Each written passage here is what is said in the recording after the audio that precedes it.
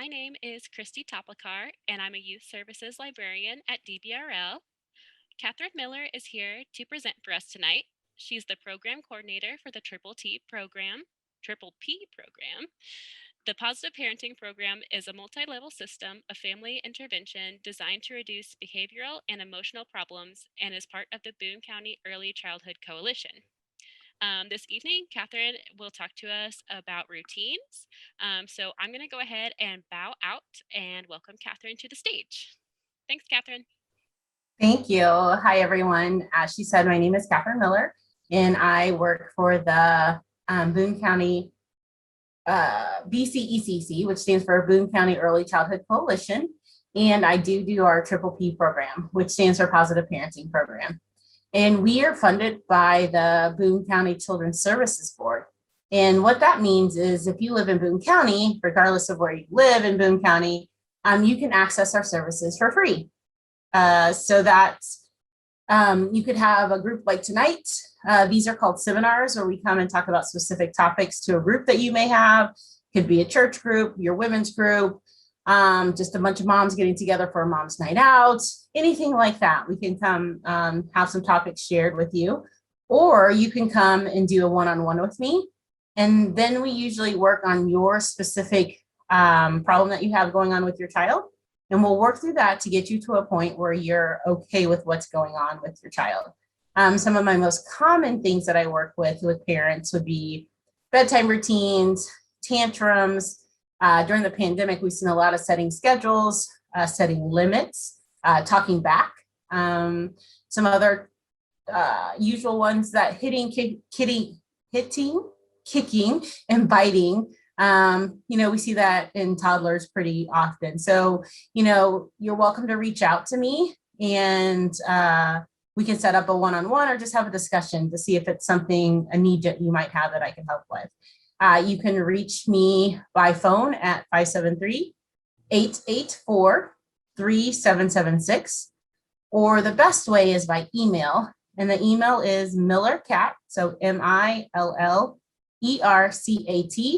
at Missouri spelled out, MISSOURI.edu. And if you email me, we can set up a time to meet or just have a call to see if this can meet your needs. So originally we were going to talk about balancing work and school life, but most people are getting ready to end school here this week or next week. So we're kind of really switching into summer routines. And so I want to kind of touch on that briefly.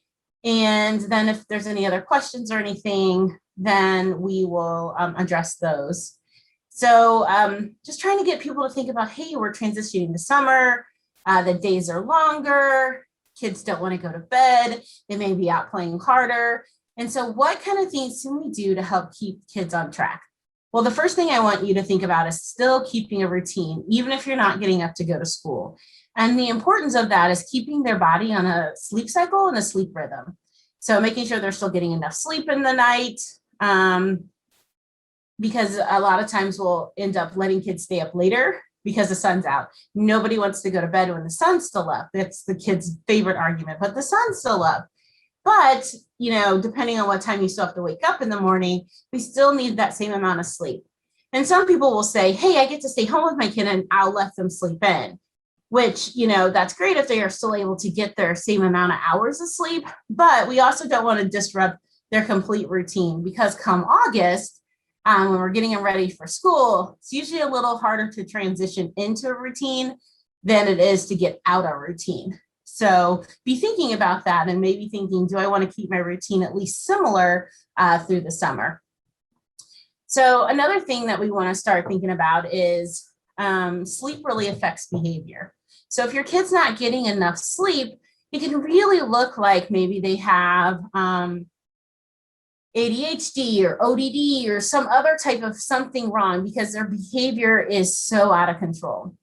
Sleep really impacts your impulse, your thought process, your ability to think before acting. And so if the kids are not getting enough sleep, you might see a lot of whining and tantrums and just outright behavior that you hadn't seen before. And it's really running on a lack of sleep versus something diagnosably wrong.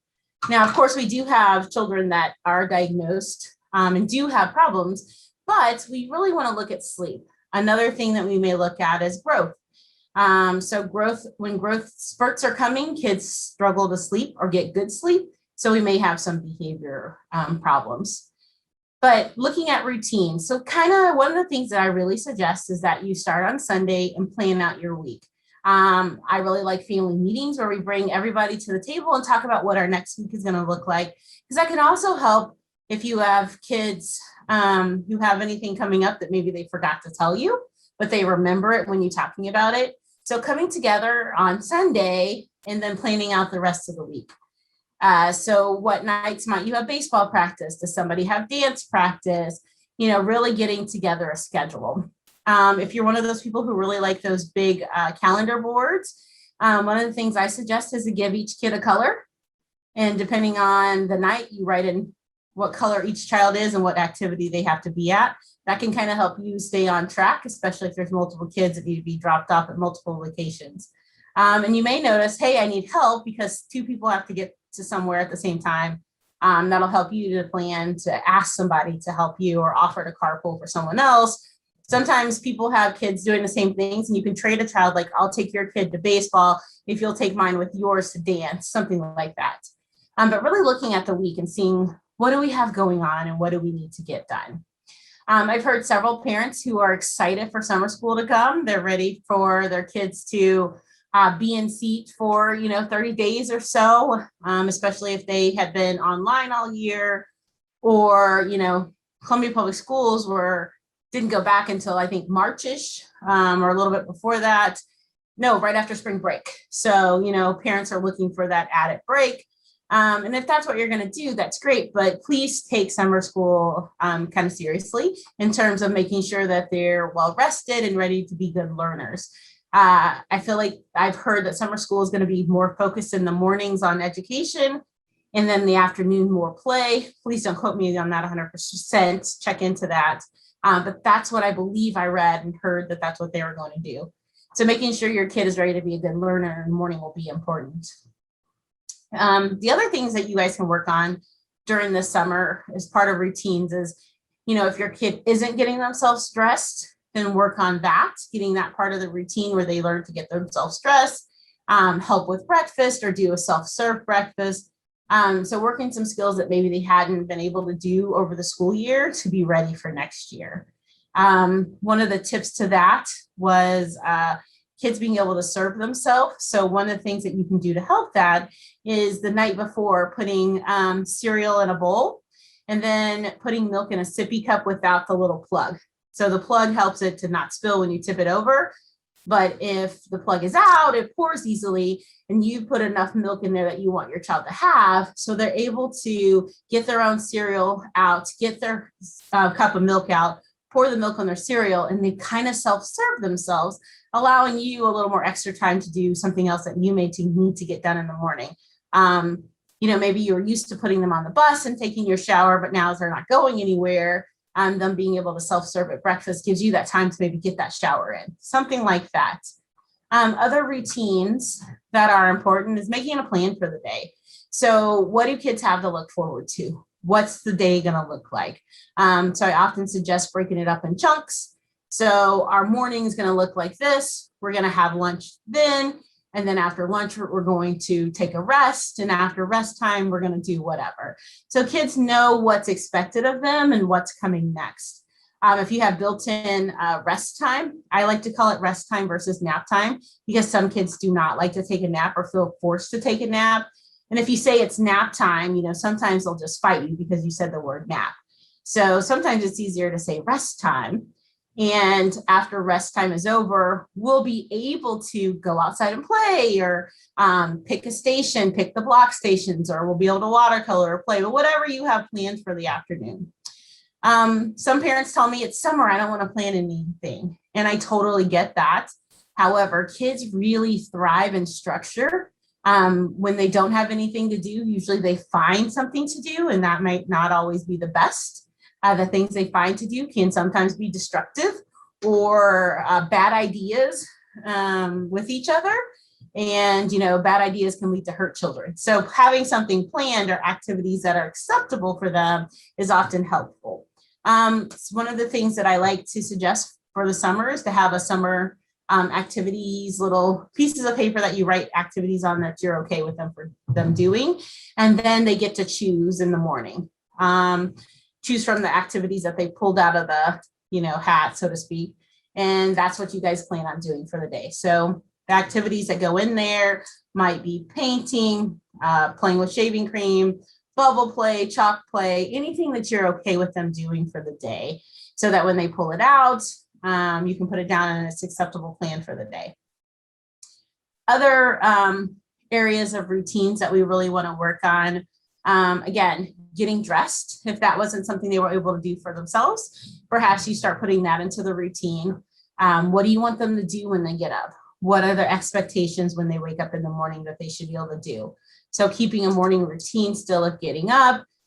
Maybe they make their bed, or they put clothes in the hamper, like they put their pajamas in the hamper, they get dressed, take any medication that they may need to take, eat breakfast, and then brush their teeth. So whatever your expectations are in the morning, keeping them in that routine. Or if you didn't have a routine and they're maybe going to start kindergarten, thinking about implementing a routine in there.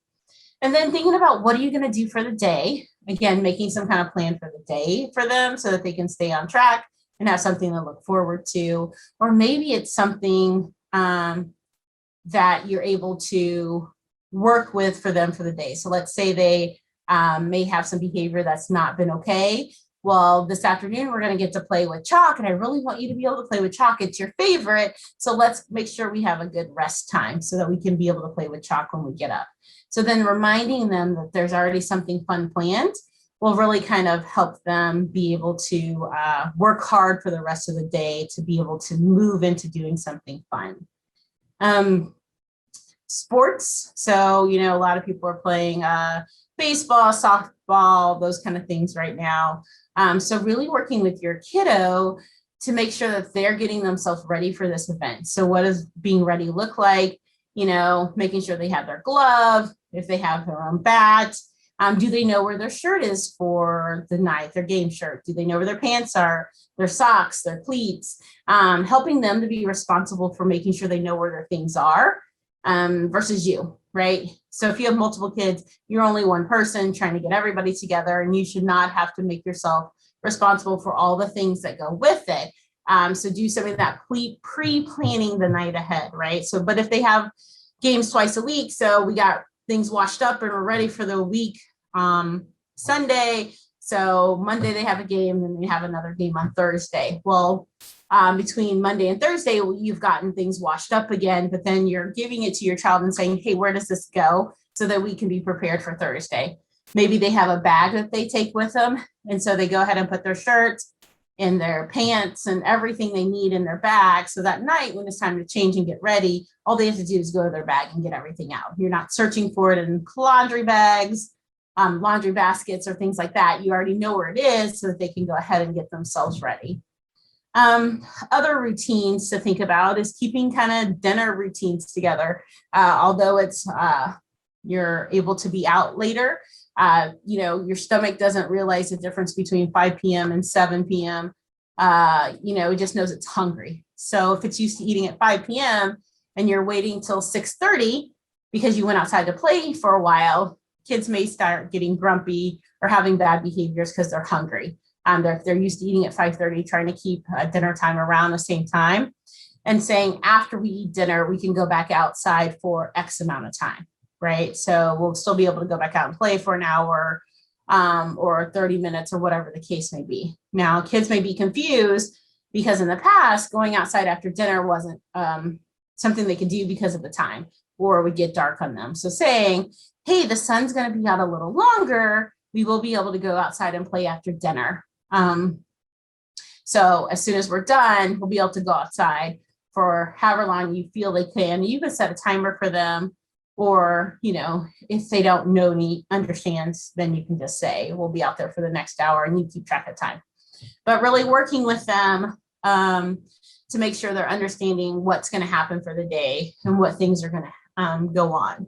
Activities, again, keeping track of activities that's going on. I love finding free activities in the community to be able to take the kids to. That way, if it's something you end up having to take away, let's say there's bad behavior and you're no longer able to go to an event, you can say that because it didn't cost you anything. It's easier to take something away that you didn't pay for and feel like you're going to waste your money on, right? So look for some free activities to be able to do with the kids. As things open back up, there'll be a few more opportunities to go out and do things if you're feeling comfortable doing so. If you're still working out of the house, keeping some of those routines will be especially important to making sure everybody is able to get up and get out of the house on time and get to where they're needing to be. And then kind of the same when you get home, keeping the routine the same in terms of dinner, and then you may add in some playtime and then bath and bed. So we're still trying to keep routines at least similar to what kids were having while they were in school, so that, again, that the transition doesn't have to be so hard. So those are kind of a few things that we kind of talked about. Tonight, we're just kind of giving a little snippet into this, and then we will be able to actually dive deeper to this into the fall. We'll have a special webinar to talk more about this of transitioning into school. We'll talk about maybe getting some good bedtime routines together and getting some other things in play so that people will be able to transition into that school life that's coming up. One of the things that you can do during the summer, if you want to work on anything specific with me, it's like a really good time. I try to have a flex schedule to meet people's needs. And we're still offering our one-on-ones by Zoom. So you don't have to worry about finding someone to watch the kids to come into the office. It could be during that rest time that we talk. Or if they do go to school, summer school or something like that, it can be during that time that we talk with each other by Zoom. So you don't have to worry about finding a babysitter to come in and meet. I think that's like kind of all those tips that we have for tonight right now. And then we will give some more in-depth tips for the fall. All right. Thank you so much for joining us today, Kathryn. And again, if you want to get in touch with her, is email best? Email's best. It does come directly to me. And so even though we're still kind of hybrid in the office and out, that's the best. And that email address again is millercat, MILLERCAT. I said CAT, millercat, sorry, at Missouri spelled out .edu. All right, wonderful. And I definitely took some notes for myself too, for my little one, so we can have a nice, simple summer with some great routines. All right, see you guys later.